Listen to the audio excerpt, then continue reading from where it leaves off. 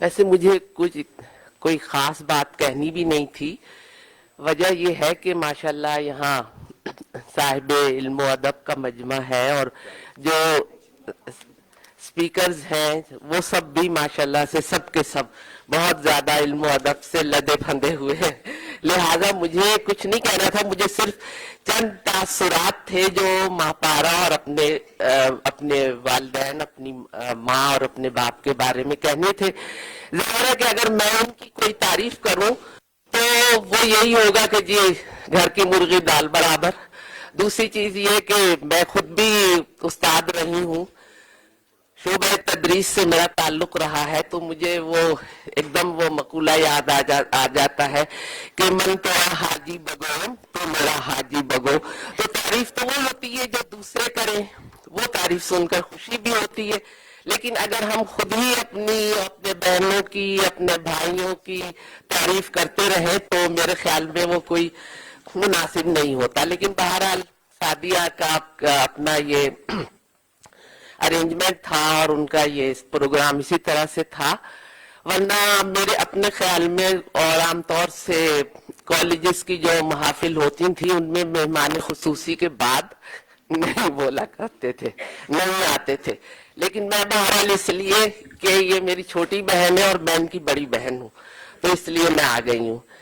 بہرحال میں سٹیج پہ آنے سے پہلے یہ سوچ رہی تھی کہ اگر آج امی اور پاپا حیات ہوتے تو کتنا خوش ہوتے کہ یہ وہی ماں پارا صفدر ہے جن کی پیدائش پر سناٹا سا چھا گیا تھا.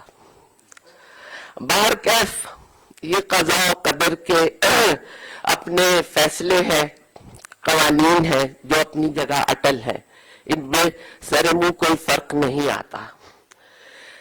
آپ کو میں ان کے بچپن کی بات بتاؤں، یہ بچپن میں بہت موٹی تھی،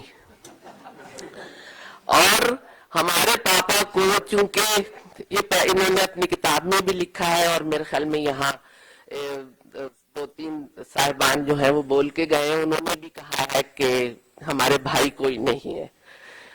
تو پاپا کو شوق تھا بیبی شو میں لے جانے کا، بلکہ امی نے ایک مرتبہ یہ کہا کہ لڑکے جاتے ہیں لڑکیاں تو نہیں جاتی. تو پاپا نے یہ کہا کیوں، لڑکیاں اولاد نہیں ہوتی ہیں، میں تو لے جاؤں گا. اور وہ پھر ان کو بیبی شو میں ہر سال شہر خوشاب میں یہ بیبی شو منعقد ہوا کرتے تھے، وہاں لے جایا کرتے تھے اور یہ انعام اول کے مستحق قرار دیتے. اور ان کو بچپن سے اداکاری کا بھی بہت شوق تھا، اور اسکول اور کالج کے زمانے میں ہونے والے ڈراموں میں اکثر و بیشتر حصہ لیتی تھیں. یہ ہمت کی بہت دھنی تھی، اور ان کے اپنے خیال میں ناکامیاں جو ہے وہ زندگی کے ساتھ ساتھ ہے.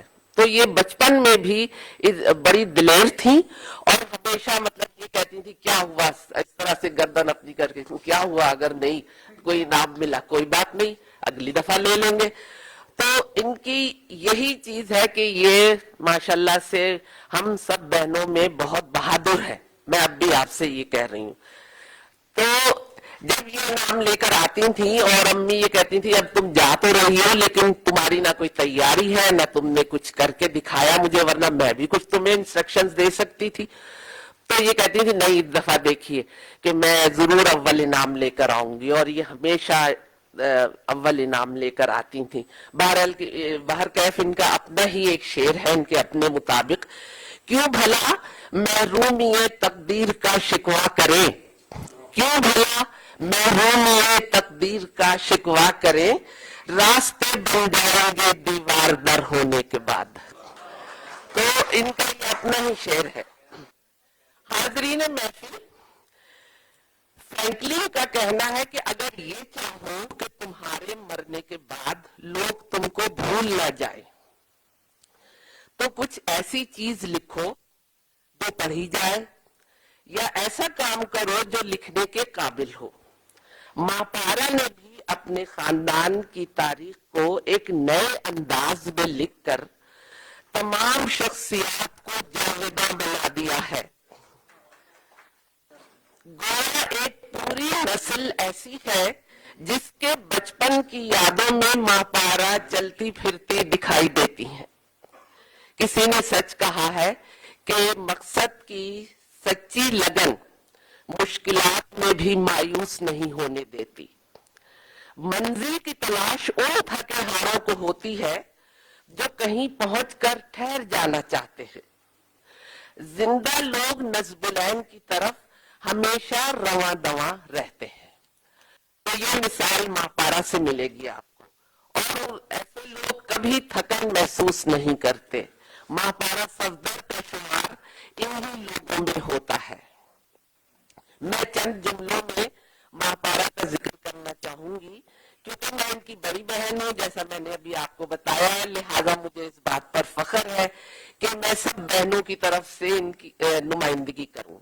حاضرین محفل، گوئٹے کا قول ہے کہ جو سوچتے ہیں دنیا ان کے لیے ایک تربیہ ہے، اور جو محسوس کرتے ہیں ان کے لیے المیہ ہے۔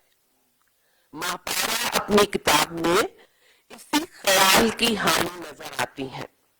وہ زندگی کو ایک حسین تصور کا نام دیتی ہیں۔ ان کے خیال میں چھوٹی چھوٹی باتوں پر دل برداشتہ رہنے کے بجائے خوش رہنا چاہیے۔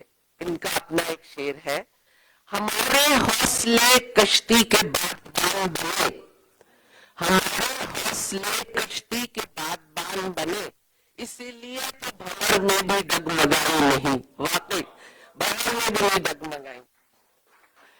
ان کے خیال میں راہ جتنی بھی ناہموار ہو، چلنا تو ہے، بہرحال چلنا تو ہے۔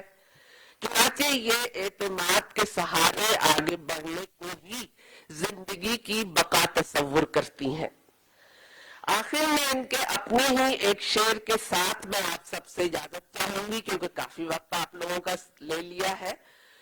طغیانیوں سے ٹوٹ سکا کب حصار جاں، طغیانیوں سے ٹوٹ سکا کب حصار جاں، کچھ کچے گھڑے میں زیست کا دریا دکھائی دے۔ آخر میں بارگاہ رب العزت میں دست بدعا ہوں کہ وہ ماں پارا، ان کے شوہر صفدر ہمدانی جو کہ ایک معروف شاعر، ادیب اور صحافی بھی ہیں، اور ان کے سب بچوں، نواسوں اور نواسی کو عمر خضر عطا فرمائے، اور یہ اسی طرح اپنی تخلیقی صلاحیتوں سے ادب کے دامن کو مالا مال کرتی رہے۔ آمین ثم آمین۔ آخر میں آپ سب کا اللہ حامی و ناصر۔ خدا